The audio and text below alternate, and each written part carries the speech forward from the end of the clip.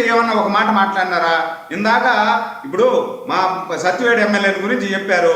సత్యవేడి ఎమ్మెల్యేని గురించి ఆరోపణ వచ్చినటువంటి గంటలో సస్పెండ్ చేసి పక్కన పడేసినాం.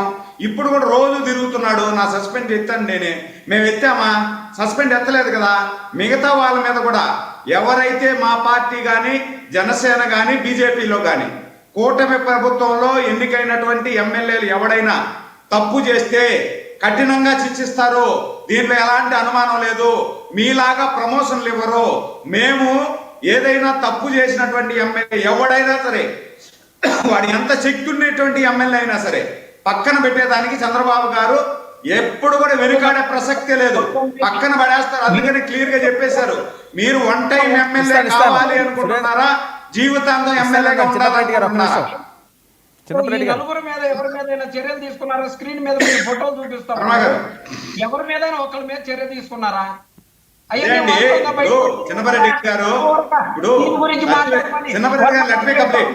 చిన్నపరెడ్డి గారు లెట్ మీ కంప్లీట్. ఇప్పుడు సత్యవేడు ఎమ్మెల్యే గురించి ఆరోపణలు వచ్చాయి, మేము తీసి పక్కన పెట్టలేదా? పక్కన పెట్టామా లేదా? వీళ్ళ మీద కూడా ఇప్పుడు ఎవరైతే ఆరోపణలు వచ్చాయో ఈ ఆరోపణలు వచ్చిన ప్రతి ఒక్క ఎమ్మెల్యే మీద క్రమశిక్షణ చర్యలు తీసుకోవడానికి నిజ నిర్ధారణ కమిటీ వేసింది. నిజ నిర్ధారణ కమిటీలో నిజంగా వీళ్ళు దోషులని తేలితే ఒక క్షణం కూడా ఆలోచించే ప్రసక్తే లేదు, తీసి పక్కన పడేస్తాము.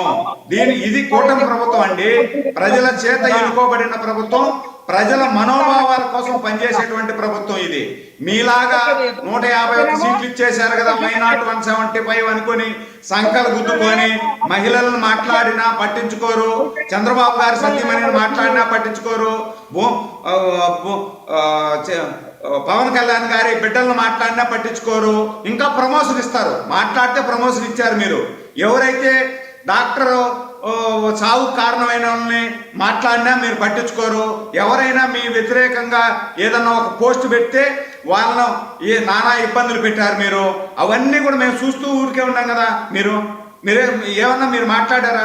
చూస్తూ ఊరికే ఉన్నారు కదా. ఒక్కరినన్నా పిలిచి ఒక్క రోజైనా సరే ఒక ఎమ్మెల్యే తప్పు చేసిన ఎమ్మెల్యేని మీ తాడేపల్లి ప్యాలెస్ పిలిచి ఈ తప్పు చేస్తున్నావు, నువ్వు ఈ తప్పు చేయొద్దు, తప్పు చేయకుండా ఒళ్ళు దగ్గర పెట్టుకొని బతుకు అని చెప్పారా?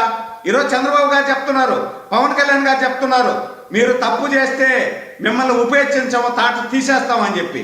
కాబట్టి క్లియర్గా ఉంటుందండి. మీరు ఇంకా చాలా విషయాలు మాట్లాడుతున్నారు. ఏది వికలాంగుల గురించి, వికలాంగుల పింఛన్ల గురించి దొంగ సర్టిఫికెట్లు ఇచ్చేసి మీరు దాదాపు 150,000 మంది దొంగ సర్టిఫికెట్లు ఇచ్చి బాగుండే వాళ్ళని కూడా 6,000 పింఛన్కి ఇచ్చేసి ఎవరైతే నిజంగా వికలాంగులు ఉన్నారో అలాంటి వారికి పింఛన్ రానియకుండా, నిజంగా లబ్ధిదారులు ఉన్నారో వాళ్ళకి పింఛన్ లేనియకుండా చేసేసినటువంటి ప్రభుత్వం మీది. ఈరోజు పారదర్శకంగా ప్రతి ఒక్కటి చెక్ చేస్తున్నాం. నిజంగా వికలాంగులకు పింఛన్ ఎవరికి తీసున్నా ఖచ్చితంగా పింఛన్ మళ్ళా వాళ్ళకి ఇస్తారు.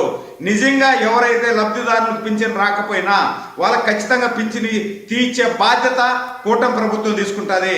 ఎక్కడా కూడా మీరు బేదారుపులు అరవాల్సిన పని లేదు.